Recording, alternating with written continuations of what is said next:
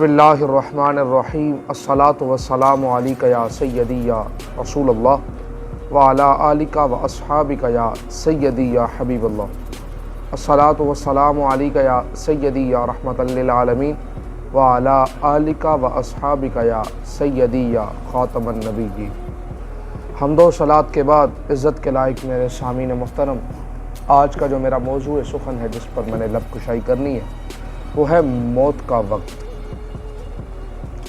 حضرت سلیمان علیہ السلام کے دربار میں ایک دفعہ ایک آدمی لرزہ و ترسا حاضر ہوا۔ مارے ہیبت کے اس کے منہ سے آواز تک نہیں نکل رہی تھی۔ چہرہ دھلے ہوئے کپڑوں کی طرح سفید ہو گیا تھا۔ حضرت سلیمان علیہ السلام نے اس کی یہ کیفیت ملاحظہ فرمائی تو آپ نے فرمایا کہ اے خدا کے بندے، کیا بات ہے؟ تو اتنا گھبرایا ہوا اور مضطرب کیوں ہے؟ اس نے عرض کیا کہ یا حضرت، مجھے اسرائیل علیہ السلام نظر آئے۔ انہوں نے مجھ پر ایسی ہیبت ناک نظر ڈالی کہ میرے ہوش و حواس اڑ گئے، رواں رواں تھرا گیا۔ اس لیے بار بار ذہن میں حضرت اسرائیل علیہ السلام کی وہی صورت ذہن میں آتی ہے تو میرے سے برداشت نہیں ہو رہا، مجھے چین نہیں آ رہا۔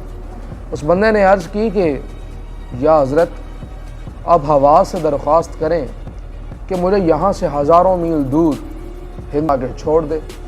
اس نے التجا کی کہ اے اللہ کے نبی، اب ہوا سے حکم کریں کہ وہ مجھے یہاں سے ہزاروں میل دور ہندوستان جا کر چھوڑ آئے، ممکن ہے کہ اس تدبیر سے میرا خوف دور ہو جائے۔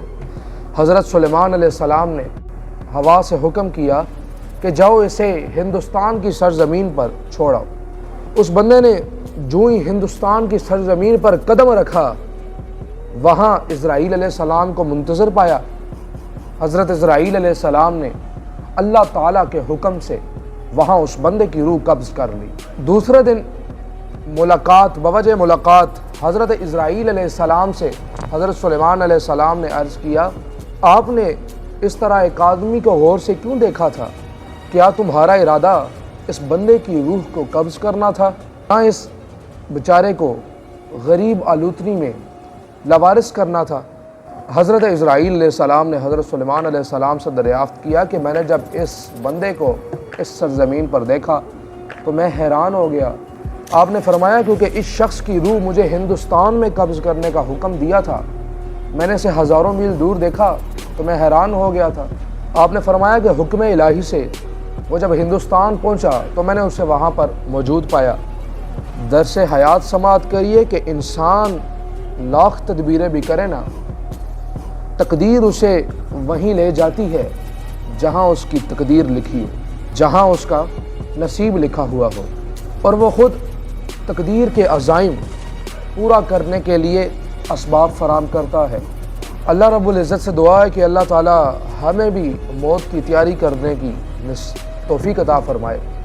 وآخر الدعوانا ان الحمد للہ رب العالمین۔